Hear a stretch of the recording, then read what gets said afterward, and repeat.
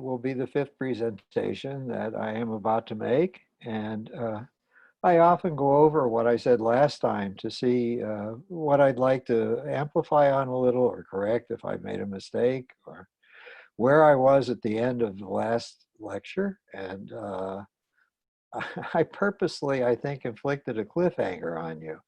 I said that here I was arriving in my new challenge, the opening of my own practice and the group practice that hired me. And my very first client just was beyond my capacity to think of anything productive that I might do or say. And I came into a crisis of confidence. I began to believe that there had been big gaps in my training and that much of what I had been taught was only applicable to a small part of the population, namely the 10% that Freud said was amenable to psychoanalytic technique. And this produced such a fear in me. What was I going to do or say if I let go of the technique I'd been trained in? How was I going to interact with the clients who came into my office? So I will pursue that topic in a minute, but there's something else I want to take note of that came up in an earlier presentation. I talked about working with a young woman who would not move in the VA hospital. And I gave her what is called a diagnosis. I said that she was suffering from hysterical paralysis. Now, I want to tell you that that's what Sigmund Freud would have thought if he had seen her. I neglected to note that the psychiatric profession has developed a whole different nomenclature for labeling people that has nothing to do with psychoanalytic theory or technique.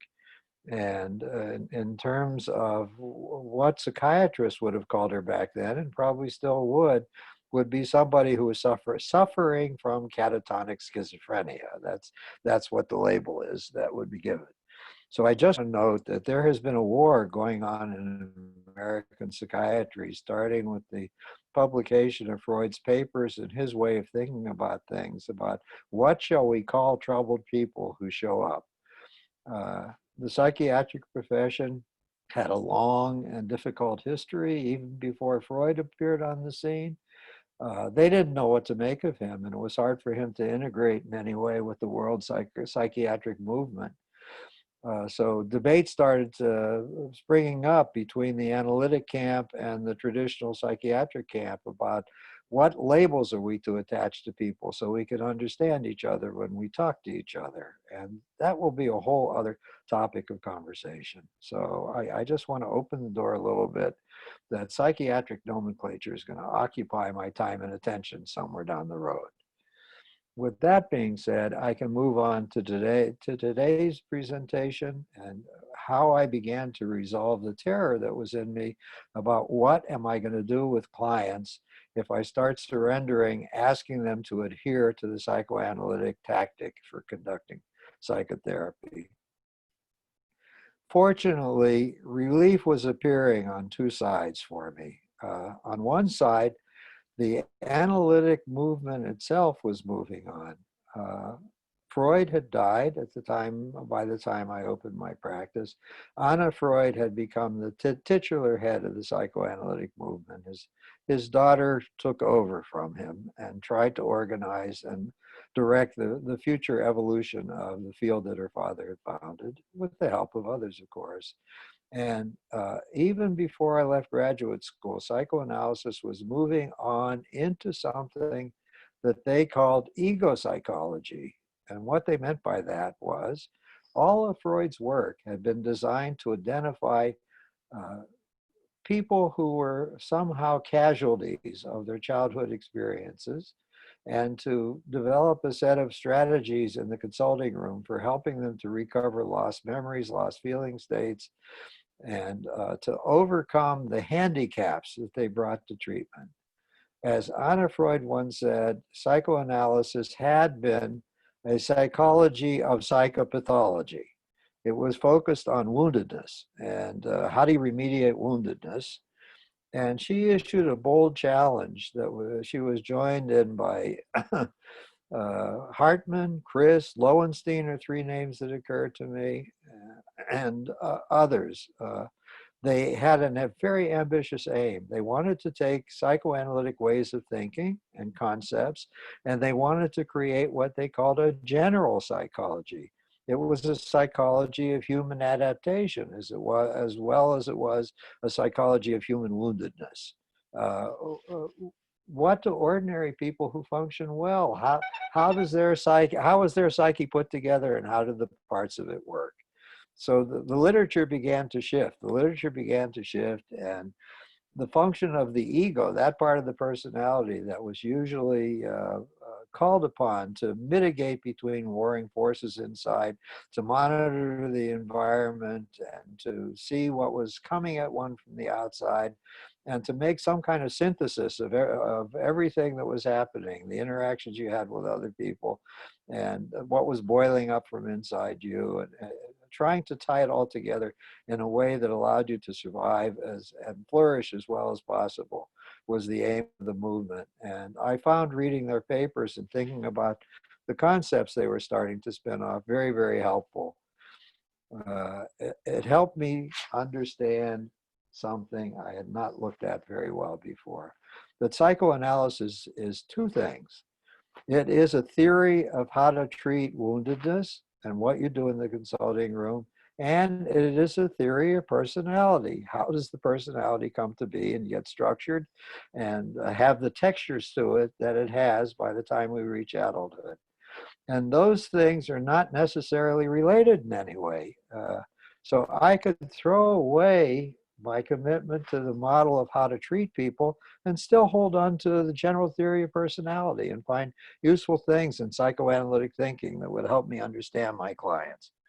Didn't help me too much with what I was going to do with them, but at least I felt like I didn't have to let go of everything I had learned and been oriented towards while I was in graduate school in this period of transition to the real world, out of the comforting confines of graduate school. The second thing that happened is that Alan Wheelis published The Search for Identity in 1958, the year I got my degree. I think I may have talked about him a little in a previous lecture. He was a training analyst at the Psychoanalytic Institute in San Francisco. And he has always been one of my culture hero. I think he pumped out 12 different books between 1958, when his first one that I'm talking about came off the presses, and when he finally died at age 94, and I think it was 2012 when he finally died. So he was around for a long time. In one of the chapters in The Quest for Identity is The Vocational Hazards of Psychoanalysis, is the title of the chapter. It was published also as a separate paper. In it, he asked the question of why are we drawn to our calling? Do we have anything in common, those of us who want to help wounded psyches? Do we ourselves have a modal personality type of who is attracted to it?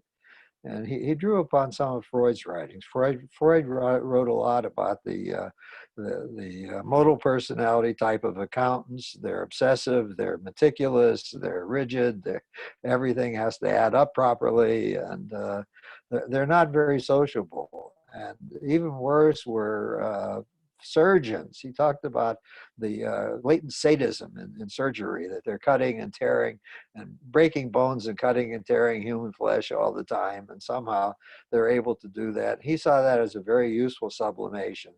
They took the primitive part of themselves and they took control of it and diverted it into channels that had social meaning and social value, rather than just becoming murderers or rapists or whatever they might have become instead. So he had already started playing around himself with what the modal personalities of various occupations might be. And Willis went on in his footsteps in a way. And what he explored was the two things. One thing is the woundedness we all have. Most of us have either known terrible psychic pain ourselves in our growing up, or we've been related to people who have been full of it and been subjected to the consequences of their psychic pain. And we want to untangle the riddle of the mystery. How did that come to be and what could be done about it? So we go to graduate school to learn about it, and then we start trying to work with people to help them to overcome the very things that wounded us and were problematic in our own life. And he was the first one to have the courage to call into question Freud's commitment to the free method of free association, dream analysis, lying on the couch and having the psychoanalyst withdraw to the rear and interact very little in any human way with the subject of his or her attentions. He suggested it might be possible to create an interactive psychoanalysis where the two people are there in their full humanity and have conversations about anything that seems meaningful in the moment to either one of them. And it would be an interactive psychoanalysis rather than a watching from behind psychoanalysis. His paper was terribly received. The board of directors in his institute thought that he had given voice to some kind of heresy, and he was stripped of his right to train analysts and to teach any seminars in the institute. It took him 20 years to rehabilitate himself and get his privileges back in his own institute. I was emboldened by him. It encouraged me to just pay attention to myself and to see what was emerging as I thought about a client and as we were in the interaction, and to not have any rigid rules like you don't say to a patient, welcome back from vacation, not have any rigid rules that didn't seem to make any human sense to me, and to see where the hell that would lead me. And I was emboldened by him so much that I think 3 years after I went into practice, I myself wrote a paper, and the title of the paper was Psychotherapy: An Intimate Relationship. And I submitted it, and it was published. And I thought, this was nice. It was published in a journal of the American Psychological Association. But you know what? I'd like to have it published in a version of it in the Journal of the American Psychoanalytic Association, because it does have to do with things that are precious in psychoanalysis. And just like Wheelis, let me get in line and to call into question whether there was a different way, a more humane way that psychoanalytic principles could be applied. So I made a variation that was strictly focused on a traditional psychoanalytic readership, and I sent it to the editor of that journal, and I got back a rejection letter very quickly. He was furious with me. He said, "This is not psychoanalysis. This is some rank heresy." Same word was used. This is a heresy, and we do not publish heresies in the Journal of the American Psychoanalytic Association. Send it to a journal of pastoral counseling or something like that. That's where it belongs. And I was shaking my head. I talked about this with my colleagues. I said, here are things being raised within the psychoanalytic movement that deviate from the positions that are being taken currently, propose a different way of conceptualizing something or a different way of doing something, and they get called heresies. What the hell is psychoanalysis? Is it a religious movement? Is it a damn cult? In religious movements and cults, there are heresies. In science, there's no such thing as a heresy. If Galileo says that maybe the Earth goes around the sun rather than the other way around, that's challenging the order of things. He was trying to make scientific progress. Oh, he got treated as a heretic. I keep forgetting.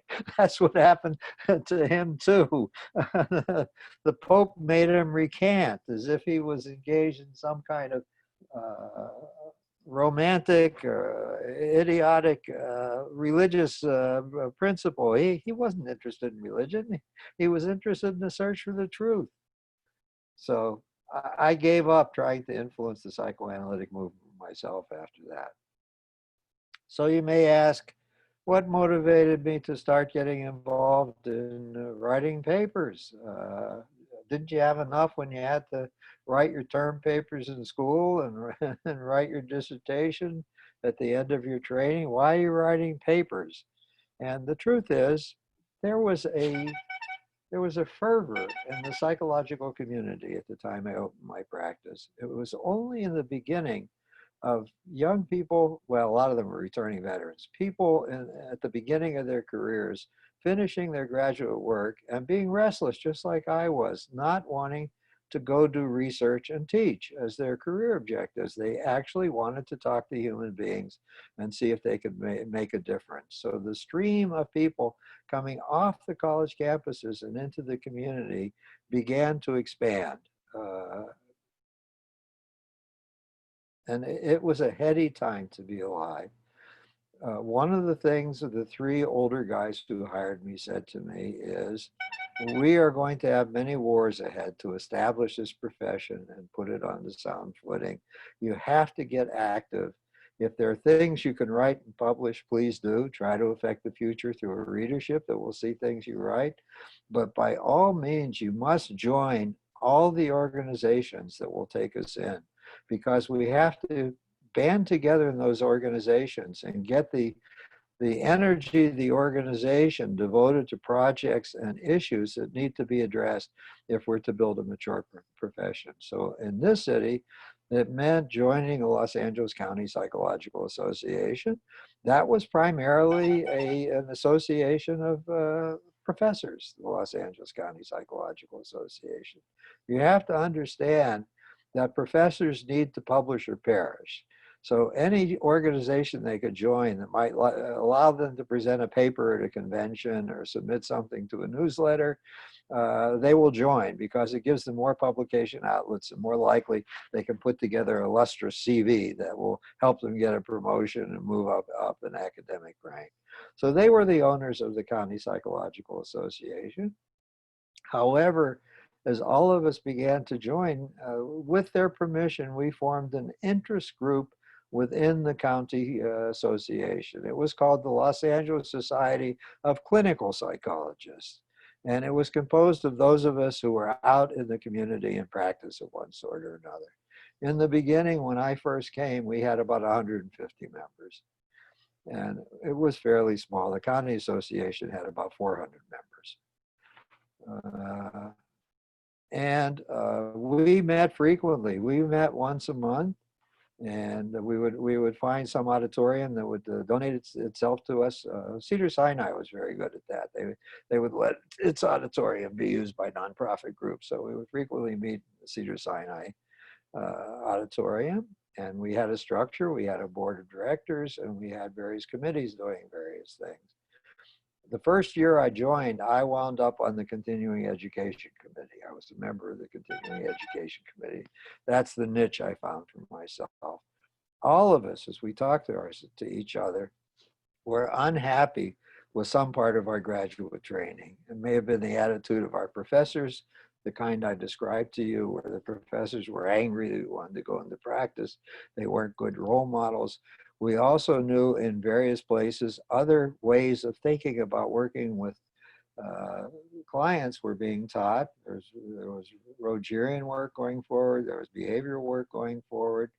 Most of us were trained in analytic perspective. Some of us have been trained in behavioral perspective, and some of us were Rogerians. And we had a hunger to learn what the other people had learned. What was it? There may be some good things there that would help all of us. So we had a very active continuing education program. Almost 2 Sundays a month, somebody would be speaking all day. And we raised money. We contributed money to bring lustrous speakers from other places in the country too. We brought an analyst in the Manager Foundation. We brought Carl Rogers himself to come lecture to us. We wanted to hear what was going on. Oh, we got Fritz Perls to come too. Gestalt therapy was just being born and expanding. So what we were doing occupied time and attention on my part, and I felt I was contributing to the growth of the movement. The biggest thing we were struggling with was getting licensed. We had been certified and we had that credential, but we thought our culture will not take us seriously unless we become a licensed profession. And we reached out beyond Southern California. We built a network of local organizations The county association had no interest in belonging to it because it was an academic association, but the Los Angeles Society of Clinical Psychologists was one of the spark plugs of building a network of local organizations scattered in all the large cities of the country. Some of them were state associations that joined with us. Some of them were county organizations. Some of them were city organizations. But we had a big network of about 28 organizations representing probably about 60% of all the psychologists in practice anywhere in the country. And we got to work on attempting to pass licensing legislation. And believe me, the psychiatric profession and the medical profession fought us tooth and nail. They saw us as taking away something from them. We were going to rival them. They tried to persuade the legislatures in various places that we were dangerous, that we were not properly trained, that there would be all kinds of malpractice actions against us if the states licensed us. And it was a bitter and ongoing and terrible fight. And we raised money as best we could for it and attempted to keep advocating with the legislature. It really helped us a lot when a psychologist got elected to the legislature in Sacramento. We had a better foot in the door after that happened. And we started to do some research. We agreed that there was some overlap between what psychiatrists and social workers and psychologists did, but we had data that psychologists were more widely distributed in rural areas. There were more likely to be a psychologist within a commuting distance than there was psychiatrists or psychoanalysts. Those people like urban life, and they were heavily situated in the urban areas, but not in the small towns and rural areas. And if the legislature really cared about giving care, then they ought to grant us licensure, because licensure means we would be thoroughly reviewed by a licensing board.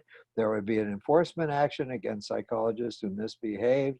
There would certainly be an exam that had to be passed. They would be not only allowing access to people who are better distributed, but there would be a very intense quality control mechanism on that access. And it took several years. It was not until, let's see, I got my degree in 50. I think in 64, the first licensing act was passed in the United States, and the state associations were learning from each other what the tactics were to pursue. And it took until well into the 1970s for every state in the United States to have agreed to license psychologists. Then the next battle started. In the 50s, 60s, and on into the 70s, health insurance was readily available. Most people had health insurance in the country. We were at a time of full employment. The economy was buzzing and booming after the end of World War II. And it did not cost almost anything to the employers to provide the insurance. The premiums were very inexpensive. They were less than 20% of what they are now. To cover an employee.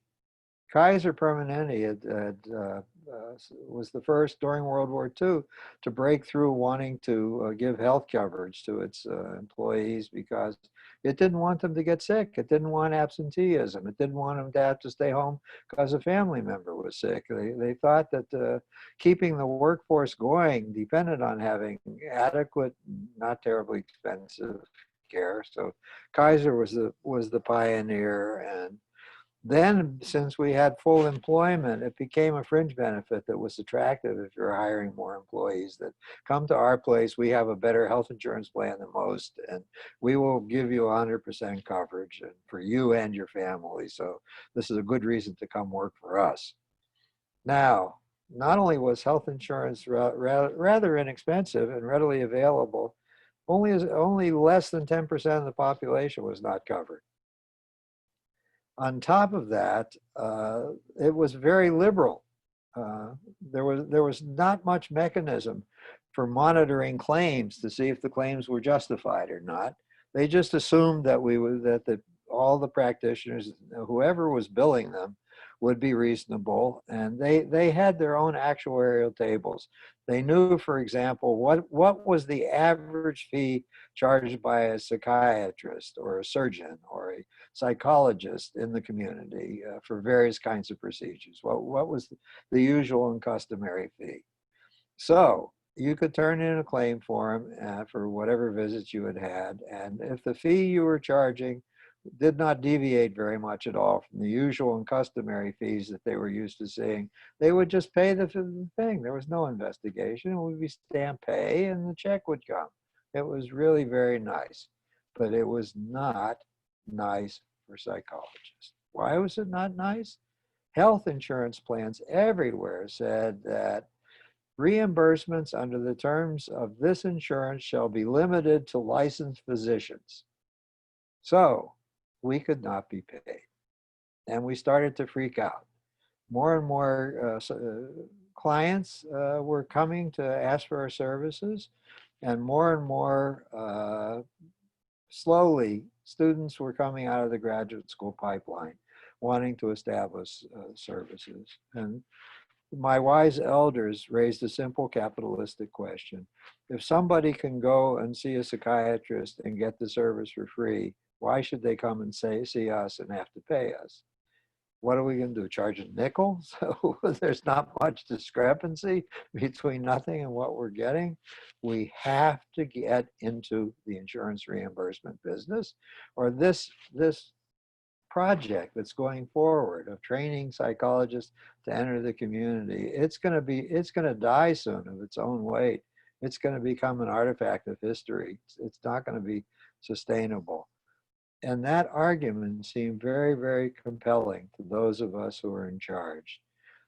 By the time this became a hot button issue, I had moved up the ladder. I had gone from being on the continuing education committee. I had become the editor of the Last Gap newsletter that was published monthly.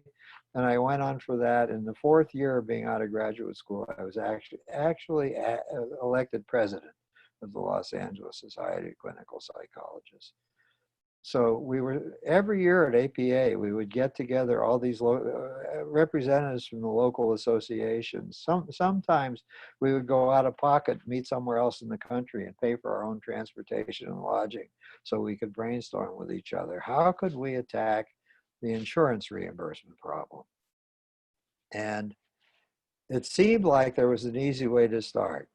The American Psychological Association itself had a health insurance plan for those members who were not covered in their workplace. And those of us who were out in practice were some of the members who weren't covered in the workplace because we didn't have an employer that was paying our health insurance. We had to buy our own policies. So APA was very gracious in that way.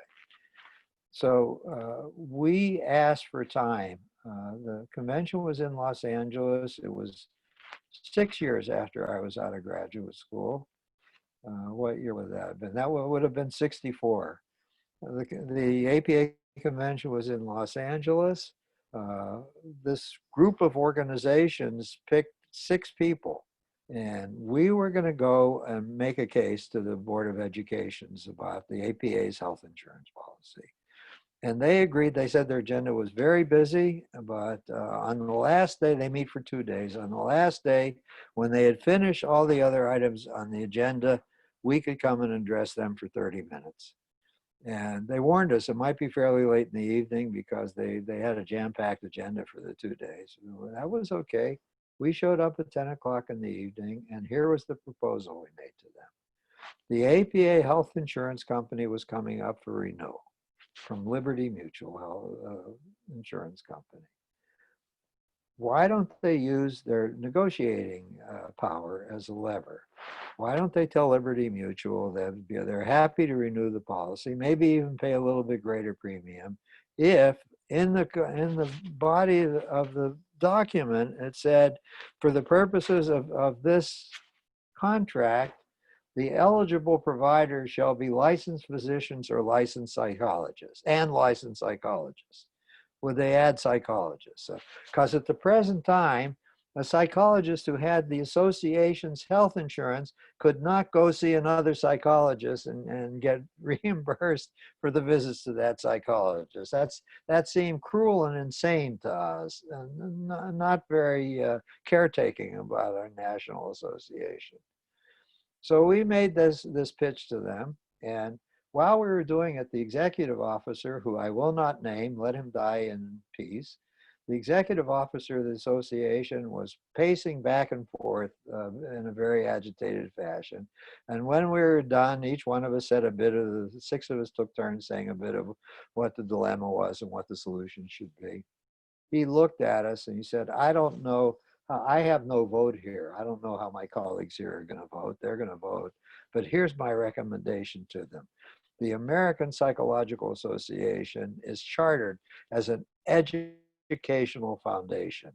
This is a research academic organization composed of people who teach and do research. We are not a professional guild.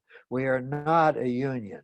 This organization is never going to do one thing that's going to put a dollar in the pocket of any of you people who are out in the community earning your living.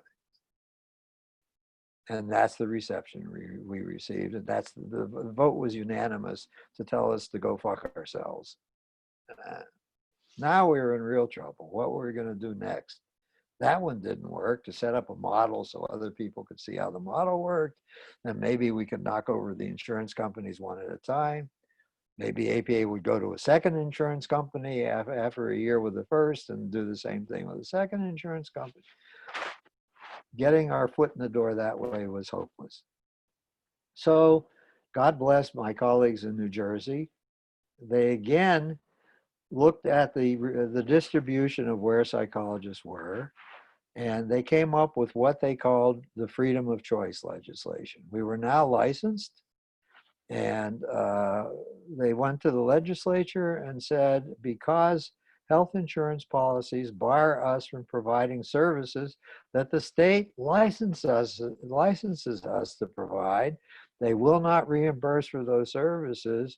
You're disadvantaging a good portion of your electorate. There are people who live in rural areas and people who live in small towns don't have access to anybody. They have to travel 100 miles sometimes to see a mental health provider.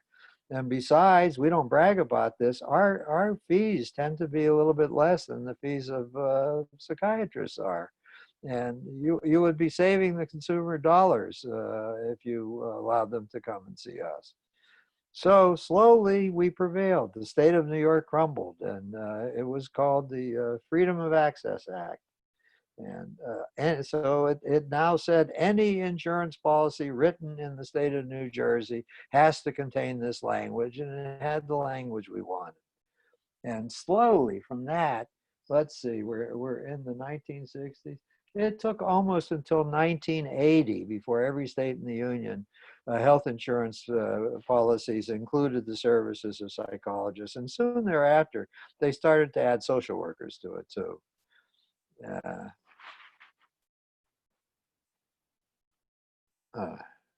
We even in the early 1980s got written into Medicare. That was the final bastion to fall, where the Medicare statute now recognized the services of licensed psychologists and licensed clinical social workers. But Medicare is fucked. We do not have, nor do the social workers, a privilege that physicians have.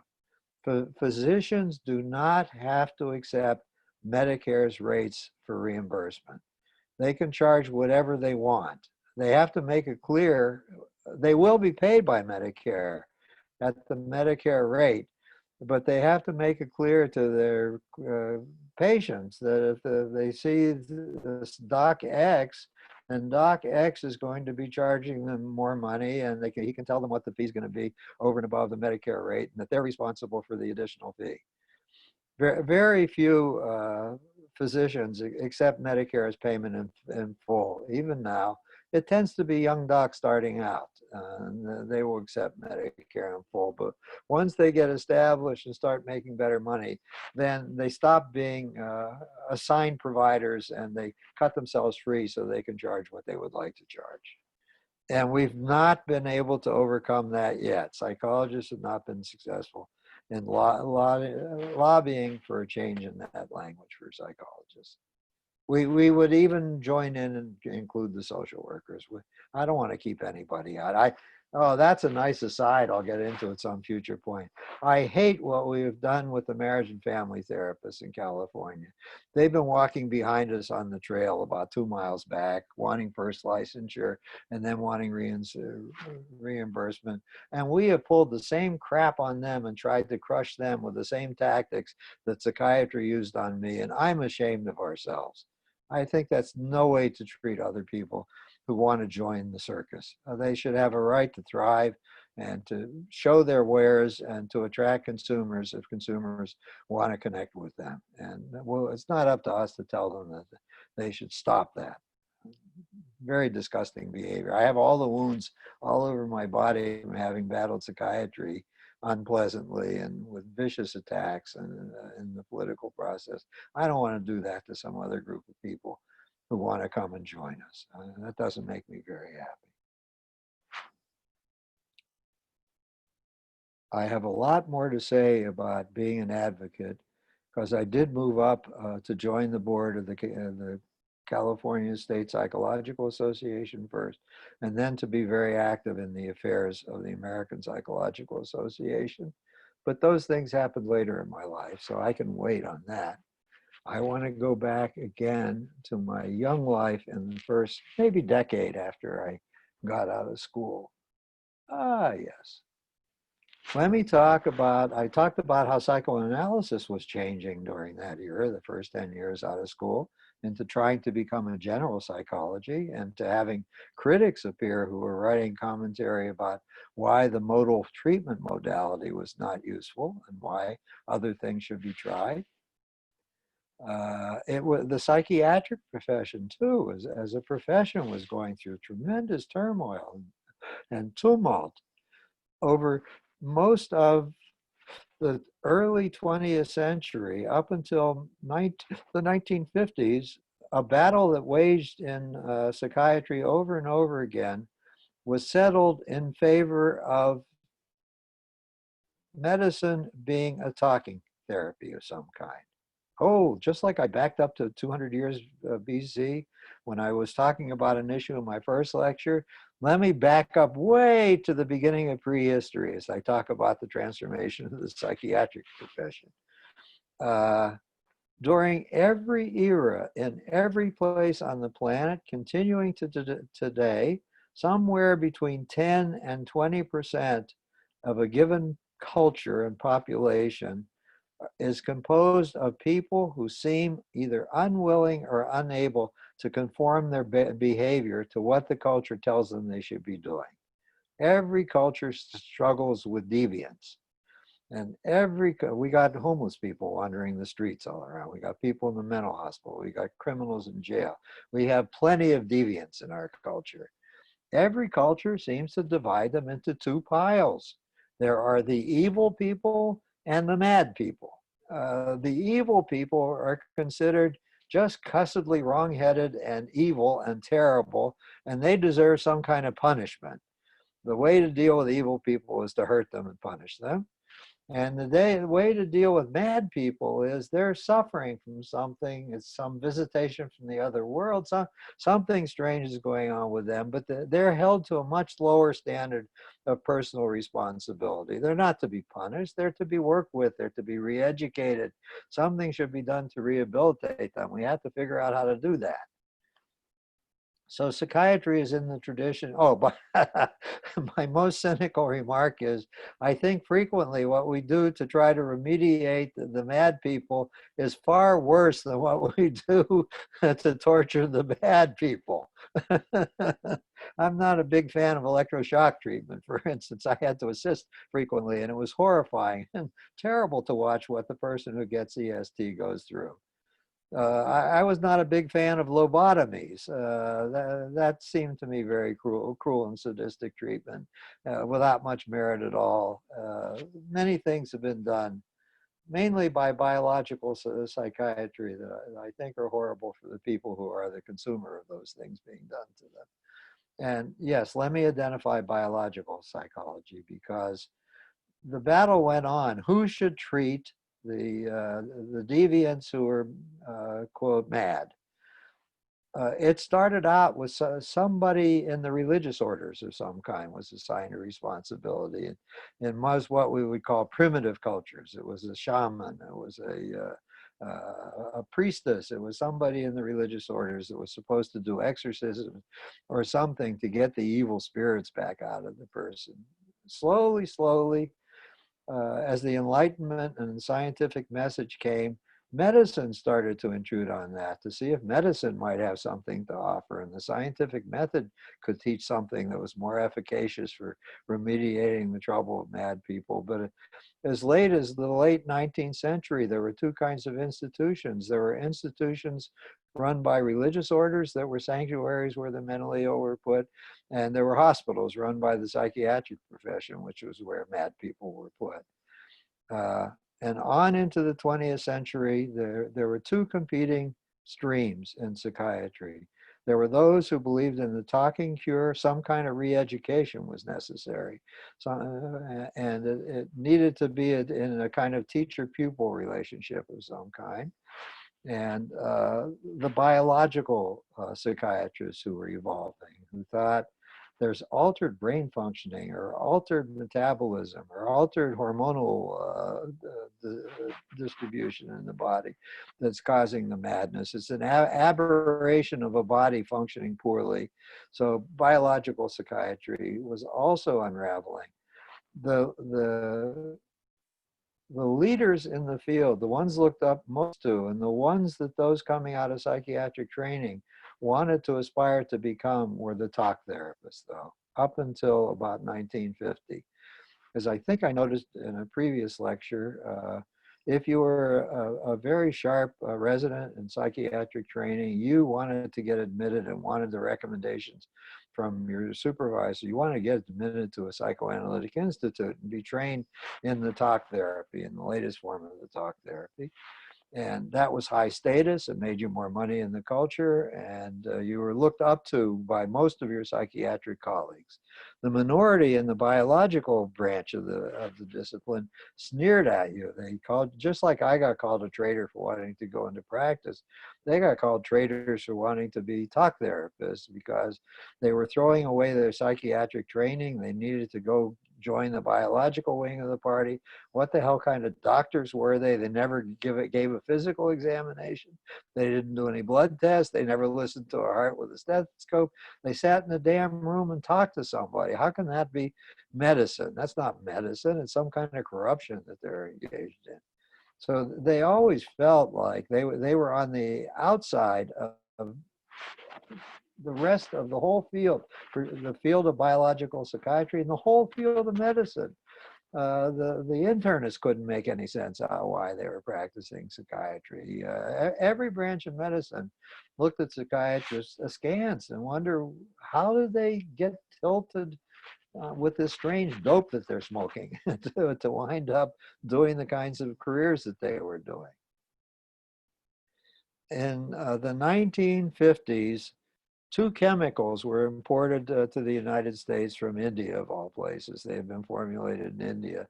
They came from different kinds of herbs. One of them was the reserpine, as it was called in the United States, and the other was chlorpromazine. And the Indians with reserpine, which is actually a relaxant, had some success giving it to agitated psychotic patients. They seemed to be calmer if they were put on a course of reserpine. And chlorpromazine seemed to do away with the hallucinations and delusions. So now big field trials started in the United States about these two drugs. And I can remember the popular media, even the New York Times and the science section in the New York Times started touting that we are on the threshold of being able to cure schizophrenia for the first time. We are going to have an armamentarium of interventions that will cure schizophrenia. And on it went. The field test proved useful. And reserpine was turned aside after a while. It had bad side effects. It's now used as sometimes in conjunction with high blood pressure medication because it does serve as a relaxant, but it's been thrown away because they're better ones. I don't think anybody is prescribing reserpine for anything anymore. Chlorpromazine, as I was fond of saying, it's no wonder it works so well. You give a nice dose of chlorpromazine to an agitated psychotic patient who's crying out about his or her delusions and getting belligerent, and they just sit in the corner and stare into space. They're no longer a management problem of any kind. They're very docile. They're very easy to get a time to eat. It's very easy to get them up. They don't protest. They don't throw temper tantrums. They don't start yelling that Jesus is talking to them. Uh, it, it, as I'm fond of saying, it doesn't suppress psychotic behavior to take chlorpromazine. It suppresses all behavior to take chlorpromazine. Uh, but the pharmaceutical companies in the United States discovered they were making mega millions of dollars from these chemicals. Every hospital, psychiatric hospital, had quantities of them to dispense wisely to widely that they had their psychiatrists and independent clientele, and big bucks attached to the using of these.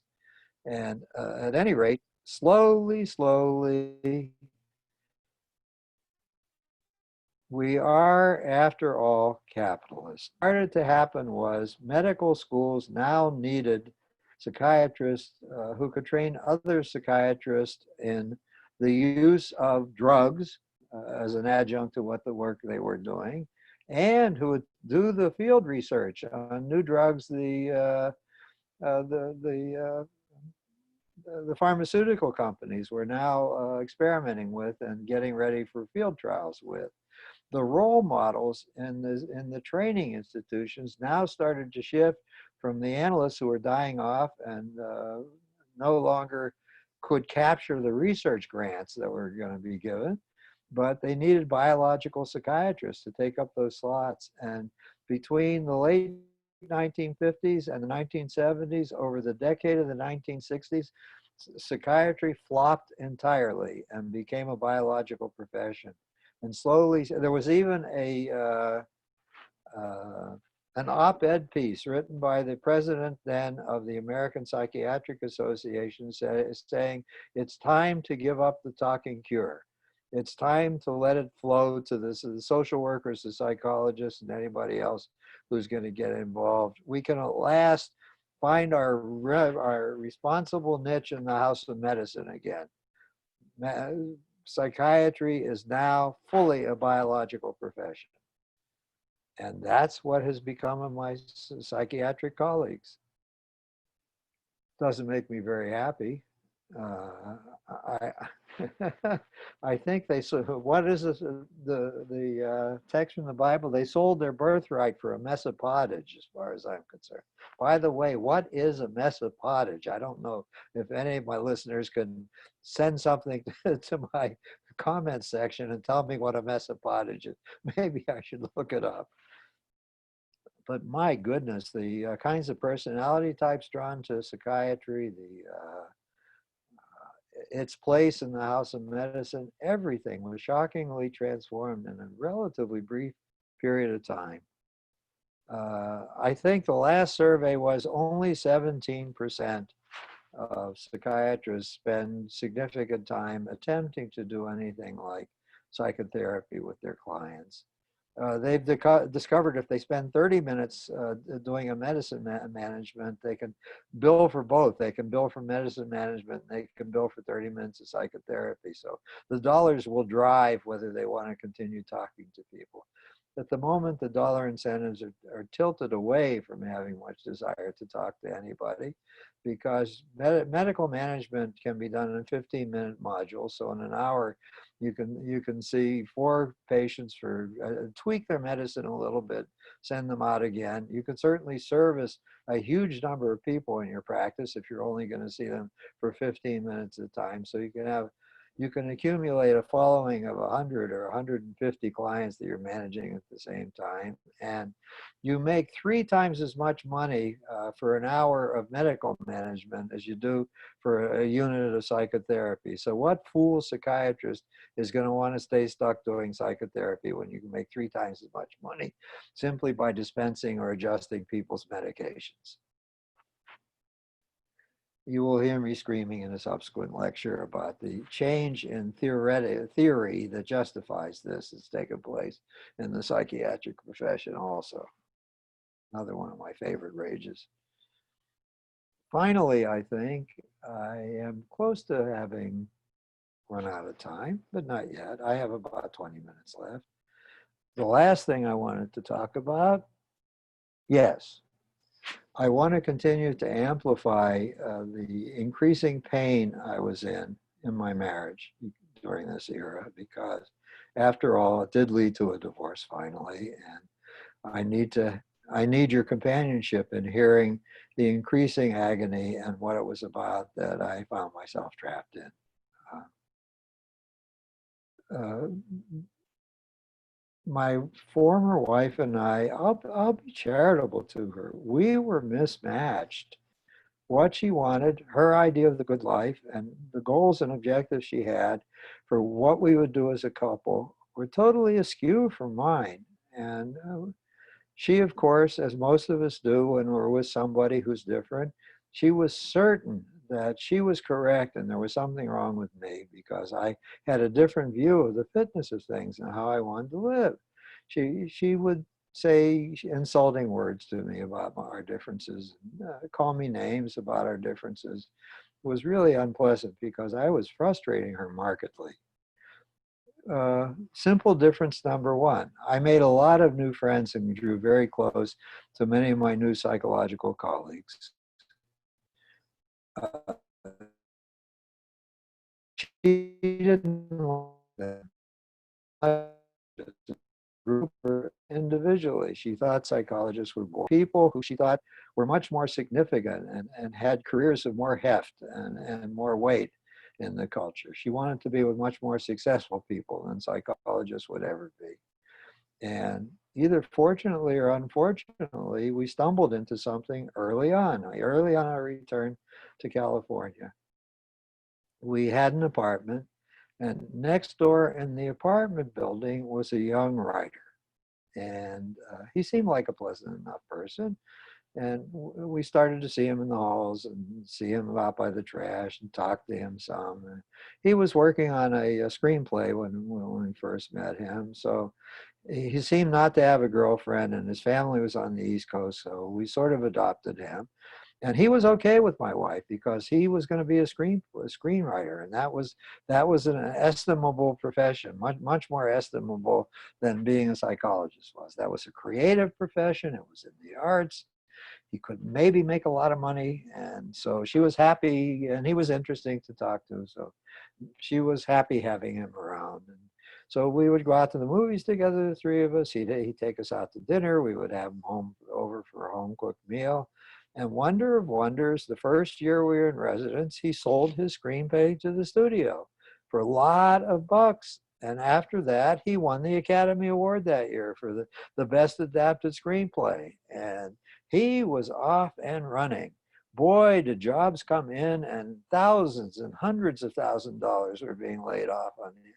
By the end of our second year of knowing him, he had a beautiful house in Brentwood on an acre of land, and he was having many parties at his house, hobnobbing with studio executives and agents and actresses and actors and other writers and producers and directors. And my wife loved going over there. Oh, was she in her element? She was meeting people who were really significant and successful, and she would work the audience and air kiss and be happy to be with them. And I would go because I liked him.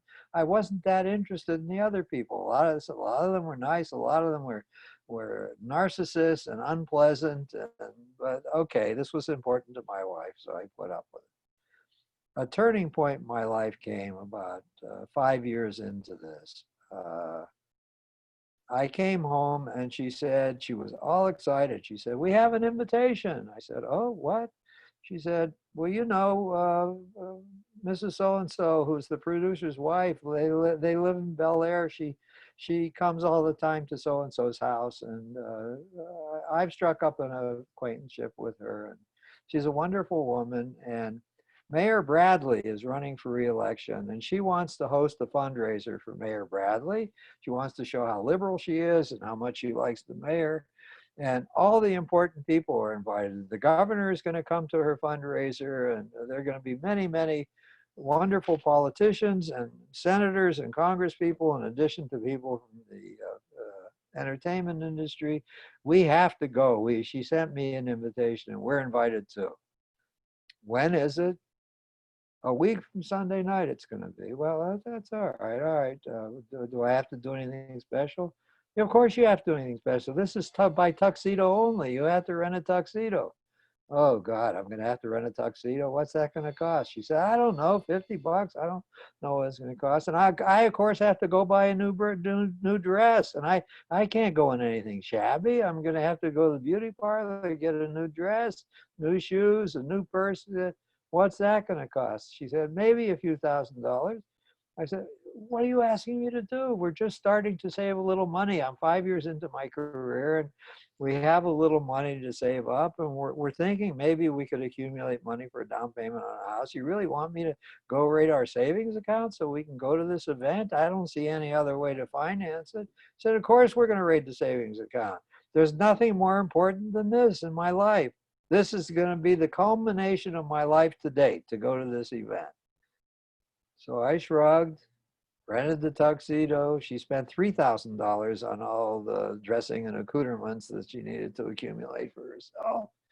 And oh, we had to rent a better car than the one we were driving for the night. I forgot that.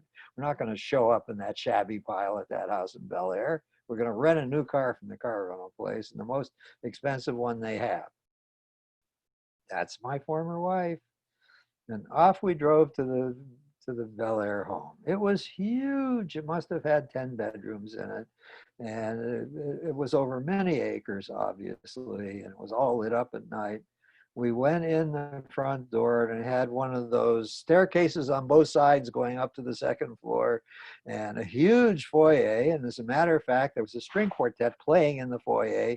It was large enough to hold a string quartet, and there was a bar over at the other side of the foyer. And the guests were mingling in the foyer. It held probably 75 people that were just mingling around there. It was a huge entryway there.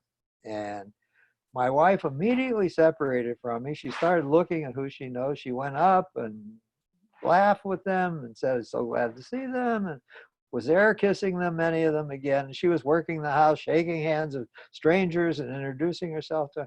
I had no interest at all. She separated from my side, and I gladly went to the bar and I downed a martini as quickly as I could. And then I was, what's the old saying? I was literally a wallflower. I just leaned up against the bar, against the wall close to the bar, and just surveyed the activities that were going on in the room. I didn't talk to anybody.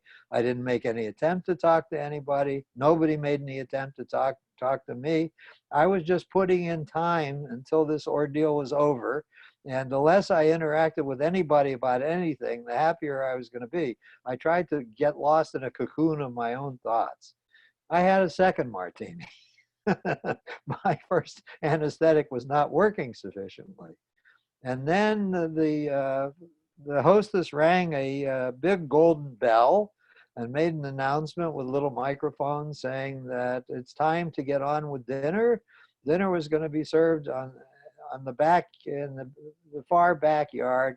There was a path to where the dinner was. A huge tent was there with fairy lights in it and all kinds of illumination in the tent. And just go along the path about 10 yards before you get to the tent. There's a table there, and there are nameplates for everybody on the table. Just find your nameplate, and it will direct you to which table you are seated at. So, okay, I didn't see where my wife was. I didn't care. I was going to make my way to the table. She would come join me eventually and sit next to me. I sat down and looked, and I found, to my horror, And my wife had been seated at a different table. The hostess had broken up all the couples and separated them and put them all at different tables from each other. So I was with, of course, you might imagine, some elderly people were at my table because it's rich elderly who tend to congregate and contribute money at times like that. Then there were some middle-aged people, and there was an empty seat next to me. I nodded hello. No, they were all lost in conversation with each other by the time I arrived. Nobody made any attempt to talk to me, and I didn't make any attempt to talk to anybody either. So a waiter arrived. He had a tureen of soup, and he was going from one person to another, asking them if they would like to start with some soup and ladling it out. The seat next to me was still empty. And while I was waiting for him to arrive at my station and give me some soup, a woman came and sat down next to me. She was probably maybe 2, 3, 4 years older than I was. She was getting on towards his middle, and maybe past her middle 30s. I was in my early 30s. She was quite attractive. And she sat down next to me. I grunted, and the soup came. I was beginning to taste my soup, and she started to talk to me because she wasn't talking to anybody else, and I was there beside her. And she said to me sweetly, "Do you have children?" And that was it. I went fucking berserk. I couldn't stand it anymore. I started screaming at her. You don't really give a crap whether I have any children or not. I hate small talk. I can't do it. I'm no good at it. I'm not going to have small talk with you. I don't want to be here. I came only because this is important to my wife. I hate events like this. Now, if there's anything important and interesting you'd like to talk to me about, I'd be happy to listen, but I'm certainly not going to tell you what I did for summer vacation this year, or problems I'm having with my kids' nannies, or what private school I want to send my kid to when I don't want to talk about any of that, and I'm not going to. I will get up and walk away from you if you start that with me. And she looked really startled, and then she started to listen.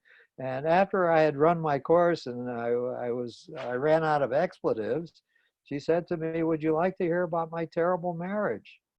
And I said, "Yeah, would I like to hear about your terrible marriage? Yeah, that's certainly an interesting topic. I'll listen to that. You have my undivided attention." Then she pointed over to another table and she said, "I'm married to him." And I looked and I said, "Oh my God, he looks like he's 15 or 20 years older than you. And he looks like a pompous ass to me." She, she said, "You know what? He is a pompous ass. And I'm seriously thinking of divorcing him. He wooed me with great gallantry, and he was very sweet and very interested in me. And something happened. Once he married me, then he's busy with his projects. He doesn't have time for me. His sexual desires gone away. I think he must have 7 other mistresses. I don't know what's happened. I thought even though there was a big age difference, I really had a soulmate that I could enjoy being with, but I don't. I have a very absent man. I am just decoration for him. He takes me around to places like this so everybody can say, "Oh, what a nice, youthful wife you have." And I'm sick of it. I really need to talk to a divorce attorney. And I said, "Oh, thank you. I really appreciate your telling me all this. And yes, I think you should talk to the divorce attorney too." And then I told her, I think I should talk to a divorce attorney. I'll tell you what's wrong. My wife loves shit like this, and I hate it. That's one of the things wrong. But besides that, we're just incompatible, and she's angry and upset with me all the time, and I'm getting sick of it. But I honor you. I envy you. I can't get a divorce. She said, "Why not?" And I was going to talk about this later, but I might as well now. I said, "My father died when I was 12, and I feel acutely what it's like growing up without a father. I did get a stepfather later in my adolescence, but he was awful. I hated him. And I made a sacred vow. If I ever had children, then I would never leave them. And my wife and I are trying to get pregnant now, and we're planning on having children.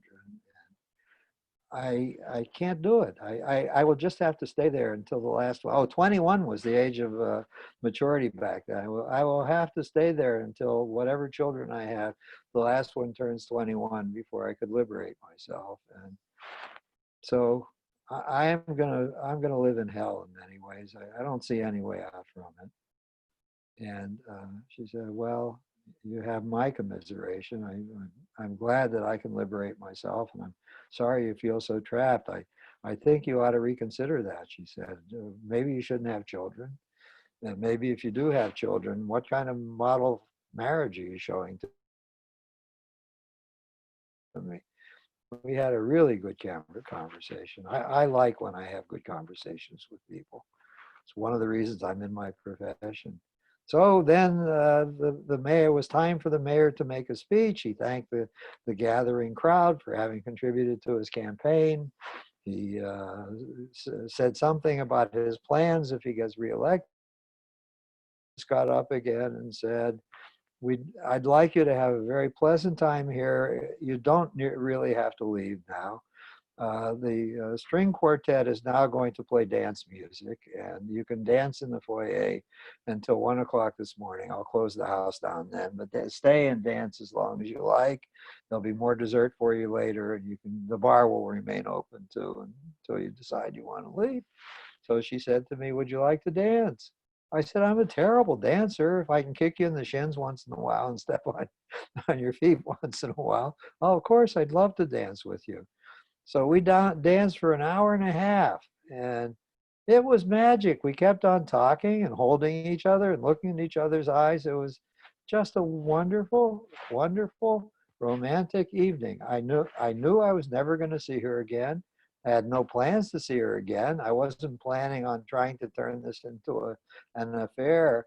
But to have that vacation from my misery and have a different experience with another woman who had different textures was just glorious for even that short period of time. After a while, my wife finally came and saw me and said, I think it's time for us to go now. And I excused myself. I thanked her for a dear evening and left. And I told my wife I had a wonderful time with a stranger. And she said, good, I'm glad you weren't grumpy that you had to come here. I never even asked her name. I don't know who the hell she is or who I was with. It didn't even occur to me to ask her name. I didn't do the ordinary things people do when they introduce themselves to each other. But that was memorable. And I will now confess, over the years ahead, as I tried to balance things and honor the commitments I had made to myself and others, I did not nearly ready for it at that point, and I made no attempt to do it on that evening. And with that stupid note, I will stop for now and turn the floor over to my listeners. Arthur. Yes. This is probably a two-part question. Who or what posed the strongest resistance to psychologists? This is when you first started the practice, to psychologists becoming practitioners besides psychiatrists. The general medical profession did. They saw this. This was an attack on one branch of medicine, so therefore it was an attack. All medicine had to draw together and come up with lobbying money and arguments. So general medicine joined the psychiatrist in their defense against the licensure legislation. And you heard the leaders of our own profession, the people who ran our psychological organization, hated us and wished that we would go away and die. They didn't care if the experiment failed. Oh, and they were starting to abandon us. Thank you for reminding me. That's going to be a topic for next week.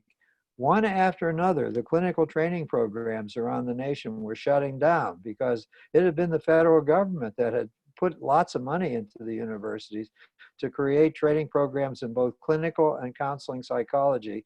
And as the war receded into the distance and as people left the VA, the veterans didn't need us anymore. Slowly the tap got turned off, one place after another.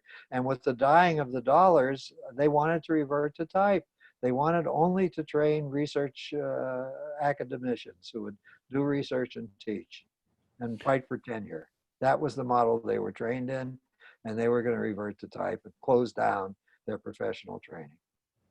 And then with this resistance, how did clients know to come see psychologists in their practice without marketing and advertising? Because I'm assuming that there wasn't any there wasn't permission to provide marketing and advertising. Is that not right? Yes. Well, we had, each of us had some people who would refer. We had former clients who would refer to us.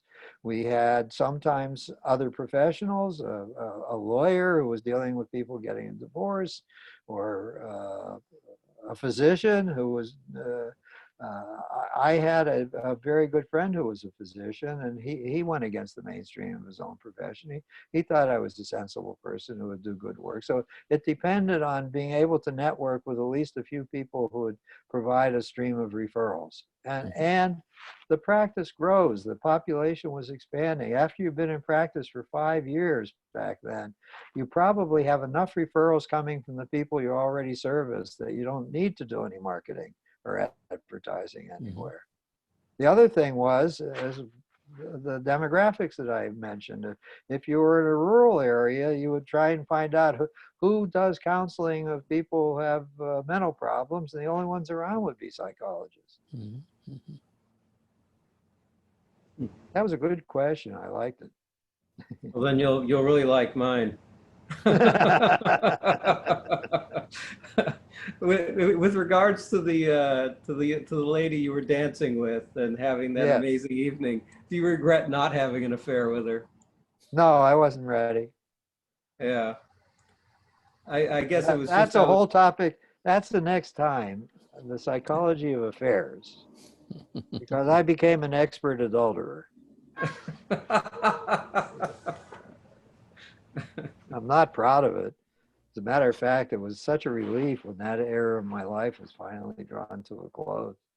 It is both a somehow wonderful and often just terrible lifestyle.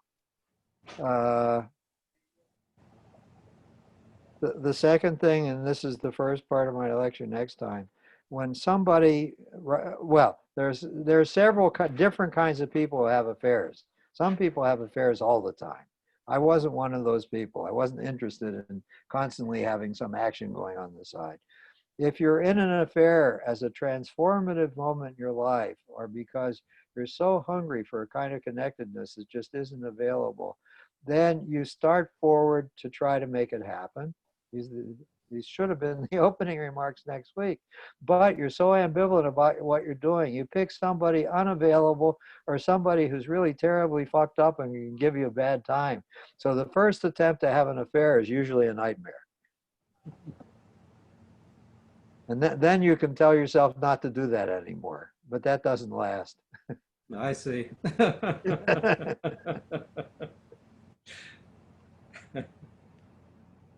Any other questions or comments?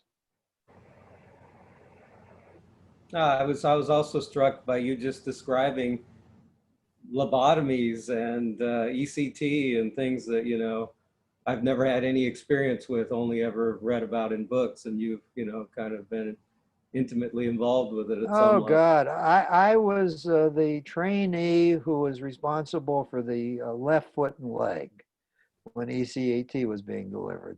There were four adjunct people, a psych trainee, a nurse, an aide from the ward. 4 people had to hold the person down. The arms would be put back and then held down, and we would each have to grab a leg because the convulsions would be so cataclysmic that they could hurt themselves. Even though they were strapped down, we had to keep a tight grip on them and contain them while the convulsion went on. And then they would soil themselves. Their sphincters would let go. It was really not a fun show to watch. Wow. Yeah, well, there you go. That's I don't think I've ever read that in books. You heard it here first. Yeah, yeah. All right, I need to go. Thank you. Okay, thank you. Thanks, guys. See you next week. All right. Bye. Bye.